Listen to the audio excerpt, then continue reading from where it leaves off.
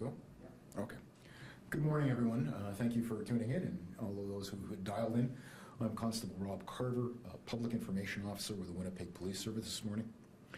When we came into work this morning, we saw our inbox was full with questions from pretty much every media outlet looking for a chance to interview somebody regarding developments yesterday where we had advised we handed a letter to protesters on Memorial Boulevard. I think last week Chief Smythe and Superintendent DeLaw spoke very clearly about what we had been doing and why we had been doing it. We were asked regularly about what the end date looked like. I'm confident to say that the end date looks like it is now approaching, and we're going to wrap this up. I think, again, echoing what the Chief and Superintendent DeLaw had said, was that we were very consistent in our strategy, and that strategy has proved to be successful. I will now take questions from the media. I know we've got a number of people who dialed in. Okay, first up is Steve from Canadian Press. Oh, hi there. I'm just wondering, this is a different demonstration with use of vehicles and the occupation of a street for quite a long time. Are you worried that this might set a precedent for future protests? And what have you learned in terms of dealing with a future protest that might involve the occupation of the street? Well, I want to echo what was said last week, again by the Chief and Superintendent DeLaw. This is not Ottawa, and ours has been a different scenario right from the outset. We did have protesters at that intersection for quite a while. The impact on the community was minimal. We know that there were some complaints initially. We've used the same set of tactics and overall strategy that we have employed at many demonstrations, which is one of liaising with the people involved and attempting to negotiate, and we've been successful with that. This is not the first time we've utilized this. We've done it in numerous other situations. We have had groups that have decided to occupy a particular area of the city for some time, and we've done everything we can to facilitate that sort of peaceful protest with minimal impact on the community. I think what we're hoping, I know what we're hoping to achieve here, is that looking at this one currently as it is, and maybe in hindsight, we're going to use this as an opportunity to educate both the public as well as community leaders as to what sort of what they can expect from the Winnipeg Police Service in terms of protests. It would be foolish to say that we think that this is a one-off. We are seeing what happened in Ottawa and variations of it copied not only across, or mimicked not only across the country, but really across the world. I believe that how Winnipeg Police Service has dealt with this has been the most effective balance between the rights of protesters and the safety of everyone involved, as well as minimizing the impact in the community. And we will go forward with the same strategy. What we've learned is that what we've done has been successful, and I think it reinforces our commitment to continue with that sort of strategy. A follow-up, Steve? Yeah, any word on charges? Are there charges being laid, or have you made a commitment, any sort of commitment to perhaps not lay charges if all the vehicles are gone by this afternoon? Our letter that was released yesterday was pretty clear. We expect everyone to be gone by today at 5 p.m., 1700. And what we see this morning is movement that suggests to us that that's going to be unfolding as we hoped. If there are charges that have been laid up till now, and we've been really silent on that, once this is wrapped up, I think the WPS will be in a much better position to explain exactly what happened in terms of, did we get people ticketed? No one has been charged that I'm aware of. I don't foresee the sort of scenario unfolding in Ottawa where we're looking at people historically to say, you know, you were there too long, Our deadline is 5 p.m. today, and if everyone is either in compliance or in the process of complying, then I don't foresee charges would be forthcoming. Brittany from Global. Hi, good afternoon. Hi, Brittany. Good morning still, I guess. I was just down at the protest site speaking with one of the organizers who says they are not planning on leaving. They are moving to Memorial Park. They've got a fire already there. Some of the vehicles they will be moved. Others they might move onto the street and pay for parking if need be. Is that good enough for the Winnipeg police, or must they leave and vacate even the park as well? Well, you're not going to like my answer, but I don't want to speak to hypotheticals. And I know that we have officers out there this morning. We've been working throughout the past few weeks. This is an ongoing situation. And it's been a dynamic situation. It's been changing every few days. If we have people moving to areas that are not blocking traffic, that they're on public land, we've got other people who are on public land. If that's the situation, I think we'll have to look at it as it unfolds, with the overriding view that what we've been doing is what we want to be consistent in doing, which is minimizing use of force and minimizing anything that would be viewed as heavy-handed to facilitate people's ability to peacefully protest. And if someone wants to park and pay for parking on a public street for the foreseeable future, if they're not breaking any bylaws, then that is certainly their right. We've had people on Memorial Park for long periods of time in situations previous to this. If it is not impacting people in the neighborhood, we've been successful in eliminating effectively all of the noise complaints, and there were significant ones at the beginning. If the nature of this protest changes, then how we deal with it, we will try and be consistent, but people still have the right to peacefully protest. So if there is not traffic disruptions, if there's not an impact in the community, and we still have people in the area, that's something that we're going to have to look at. But we're not trying to move people out of any area, and we won't in this protest or future protests if there's not a specific impact. You have a follow-up, Brittany? I do think. What's changed to give protesters a deadline of 5 p.m. today? We've talked in the past about negotiating with them, opening some streets, working together. What was the change that said 5 p.m. today you leave or face possible arrests and charges? Well, you win, Brittany, because really I thought that would have been the question, and no offense to anyone else.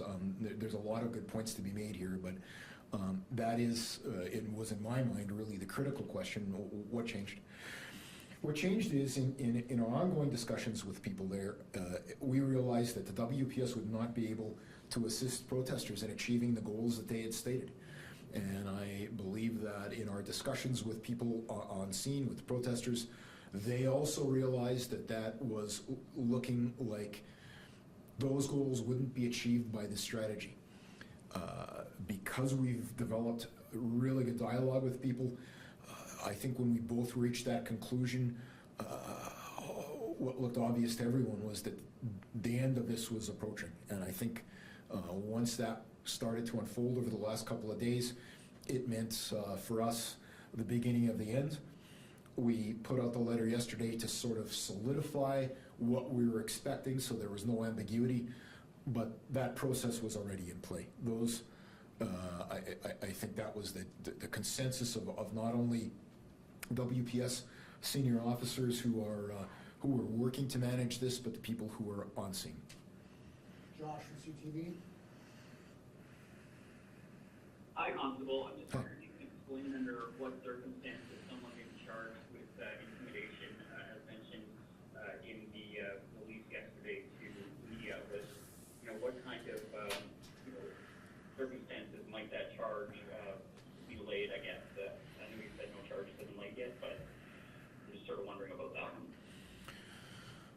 So I have our letter in front of me, and unless I'm missing something, I don't see the phrase intimidation used. There are a number of sections, legal elements that are available to us, and they were released in the letter. that was delivered to protesters. Certainly criminal code charges, but not limited to mischief. We have the ability to seize vehicles used in the commission of an offense, regardless of Emergencies Act. We have the ability to lay various charges under the Highway Traffic Act. And as always, police have exercised discretions in countless situations, not just protests, but people get pulled over and have had a highway traffic infraction, and an officer will say, you've made an illegal right turn. I'm going to give you a caution today, but please be aware that the tag may, the ticket may have been this much if we had done it. This is done every single day. I mean, I have a personal experience where I know someone who is in a bit of a dispute with a neighbor. Things got heated. Could criminal code charges arise from that? Absolutely, they could. Is it in anyone's interest? Well, that's what our officers have to look at, and we make those decisions all the time in light of what's our goal and what's the best way to get there. That's what we'll be doing here as well. Again, there are bylaw charges, but I think it's premature to talk about what we'll do if what we're seeing is things unfolding the way we hope they will. If there are some people left and we're still in discussion with them, we'll see what 5 o'clock looks like today, but I'm not going to hypothesize. Follow up, Josh? Yeah, I'm just wondering about, it sounds like protesters have sort of said that they're going to be moving out some of the bigger vehicles, but still making some sort of presence there. I'm just wondering, have you got tow truck companies sort of lined up to move vehicles out when the deadline hits at 5 p.m.? If they aren't moved, I'm just sort of wondering what that's going to look like at 5 p.m. if people are still lingering in the area with vehicles or with other equipment that police have asked people to move out. Again, I want to say that we will be consistent with the sort of strategies and tactics we've been employing.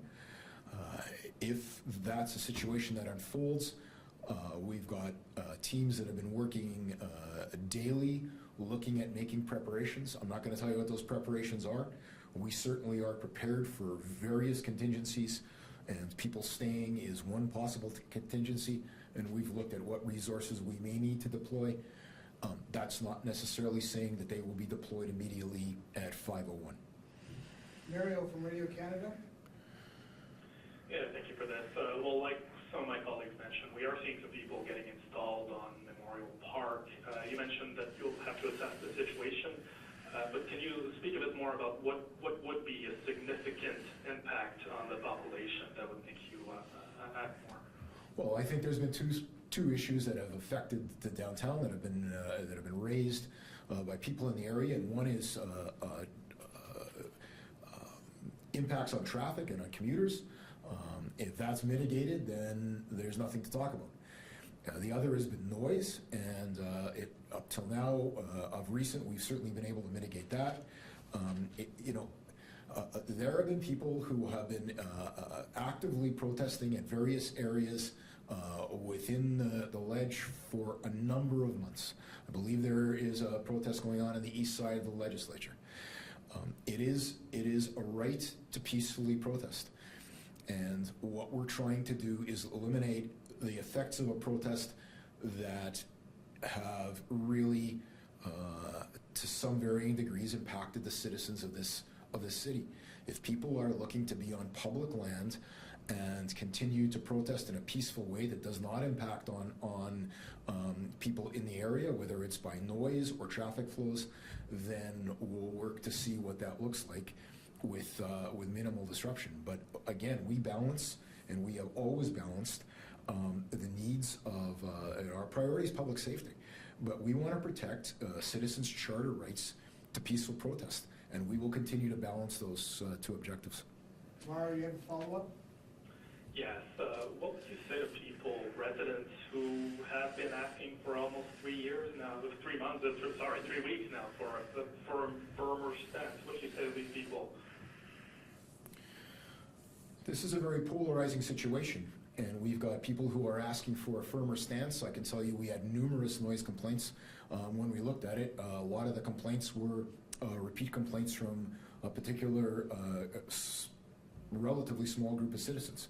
That's not to minimize the impact that the noise has had on those citizens, or in any way attempt to delegitimize their complaints. But really, we've had officers on scene since day one. We worked to move a reduction in noise complaints from all hours to only between 9 a.m. and 9 p.m., ultimately moving to just to 2 minutes of honking a day, twice a day. And I believe that's stopped as well. So if people are still have complaints, we'll look to see if those are legitimate complaints, and we will work again to attempt to mitigate those.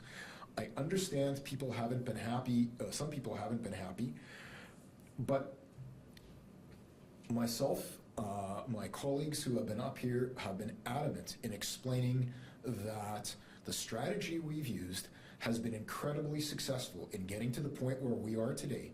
No one has been hurt. We did have one person drive through, but from a policing standpoint, we really haven't had any complaints about from people in the area.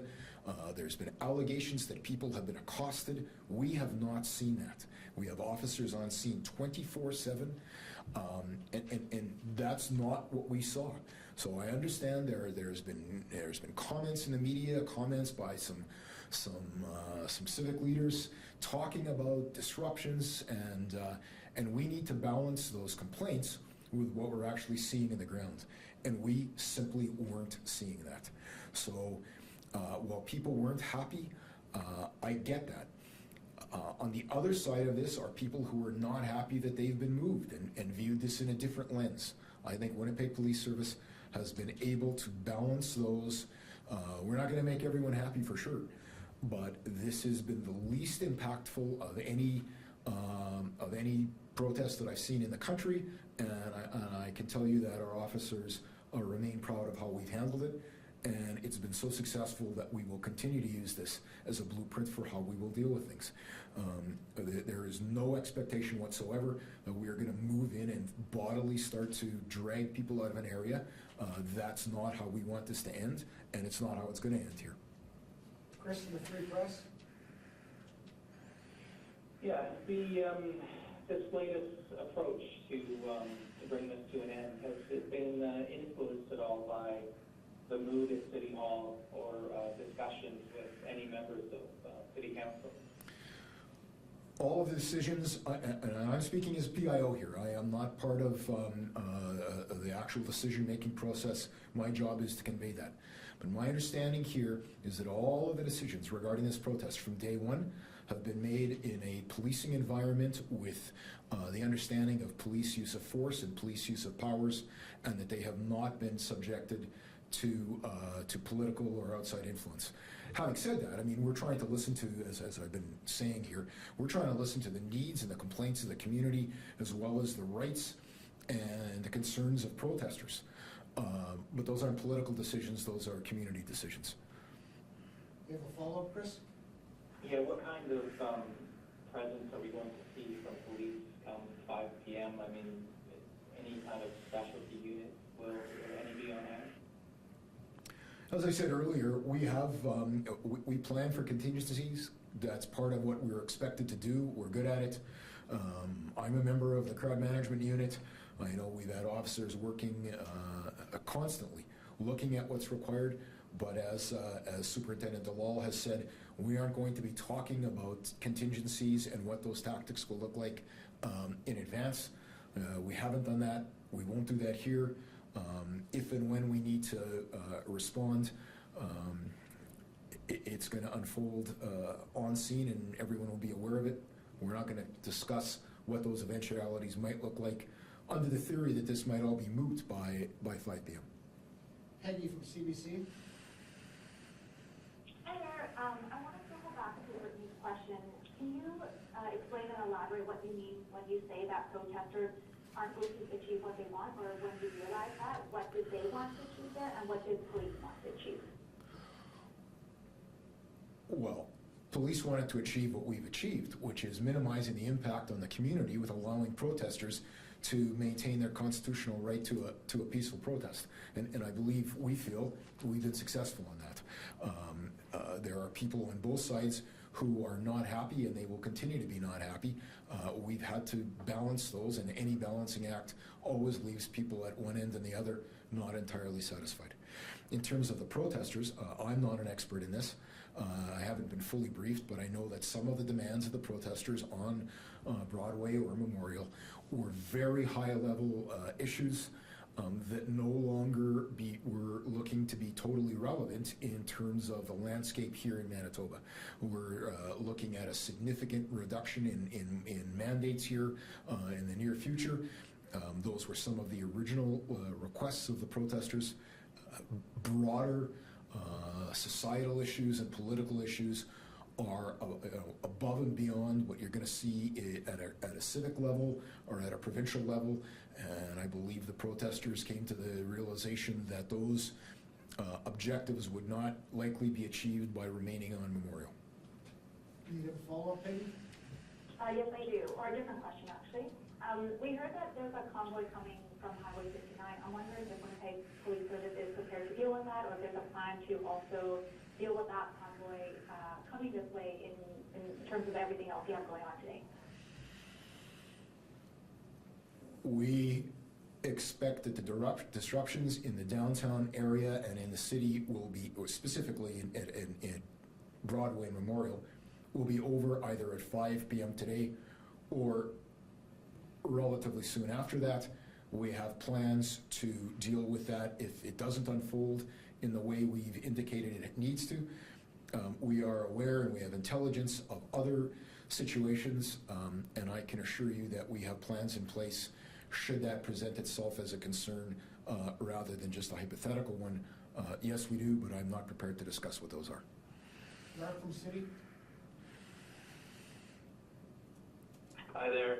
Thank you for doing this. We were also down at the protest this morning and spoke to some people who live and work in the area. One person particularly said that they were concerned about their safety and they feel intimidated. And they were very disturbed to hear that the protest was not leaving downtown. It was simply moving to the park off the road, and they were worried it would just give a home base for further occupation. What do you say to citizens that live and work downtown who are feeling that way about what's happening? I think this becomes a bit of a political discussion, not a police discussion.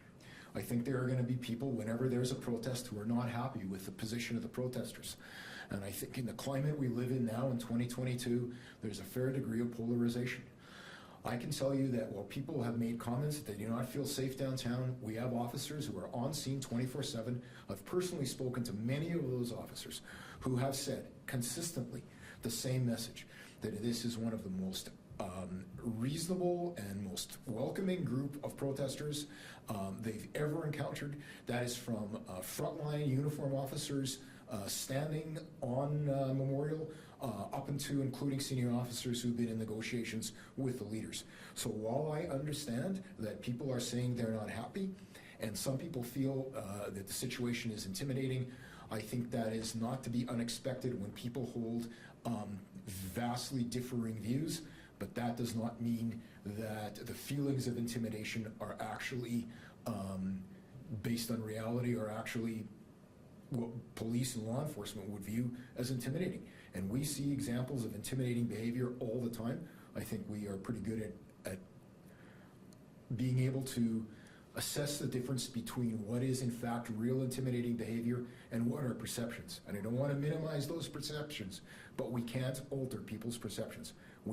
Our attempt is to keep everybody safe, and we've been able to do that. Follow-up, Mark? Yes, please.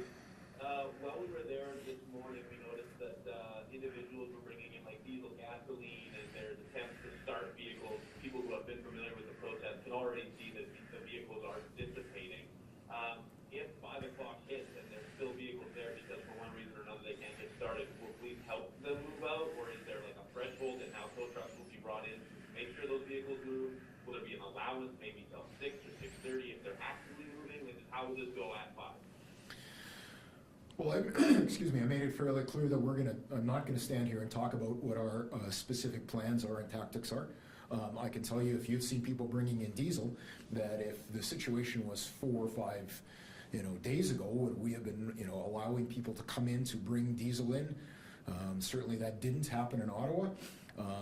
Our officers want to make sure that we are attempting to accommodate people to meet our stated goals, which is to have people gone. If they're bringing in diesel or trying to get vehicles started that have been stuck in one of the coldest periods the city has seen in a long time, there are some complexities with that. My understanding is starting a diesel that's been left in the cold is not a simple operation. If they're stuck and they continue to be stuck, again, we've had great dialogue with the people on scene. They may say, we're not going to be able to accommodate you, we're not getting this vehicle out of here because we can't.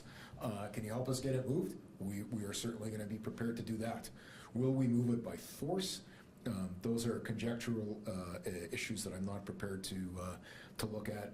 We can talk about them when 5 o'clock comes. Is there anybody else in the call that I missed that wants to ask a question? All right, so we'll go back to Steve from Canadian Press. Any last follow-up questions, Steve? Yeah, one of the disruptive impacts of this protest was the blocking of the main entrance to the legislature grounds. There were at times six large vehicles sort of parked outside there. This happened while the legislature was not in session, so the demand in terms of the number of people that would have to access the grounds was down from what it will be in the spring and in the fall. But what happens next time when somebody wants to block access to the legislature grounds, and perhaps when it's in session? As I said earlier, I think we've learned a lot about what this looks like from a policing standpoint.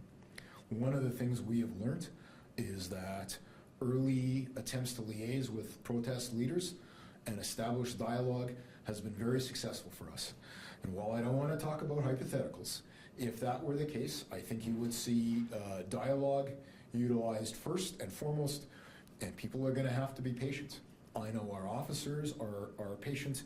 We work at training to be patient, and that has been very successful here. I think you can see the same sort of strategy will be employed in all sorts of future situations. If someone is, and we've seen this, we've seen Portage in Maine blocked on Friday afternoons. We've seen the St. James Bridge blocked on a Friday afternoon while people are trying to get out of downtown.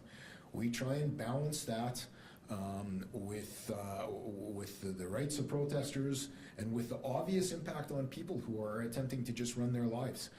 What we are not prepared to do is go in heavy-handed and use strong-arm tactics and use of force and drag people and arrest people out of public spaces and exacerbate a problem. That's not what we've been doing because we've been successful at at our alternative, and we will continue to do that. Anything else, Steve? No, you're good, thanks. Brittany? Yeah, thank you. Just one question. I'm wondering how the passing of the Emergency Measures Act played into any of this with police, or if that played a role at all. In speaking with senior officers this morning, I can tell you it did not. Anything more, Brittany? Okay, Josh? Yeah, I'm just wondering about a Point Avenue that's been blocked off for emergency vehicles for some time now since protesting against it weeks ago. Will that open up at 5 p.m.? I actually don't have an answer for you that, but if you pop off an email, I'll try and make sure I do have it after the press conference. I don't have an answer at the moment. I haven't been briefed. Anything else, Josh? No, I'm good, thank you. Mario from Radio Canada?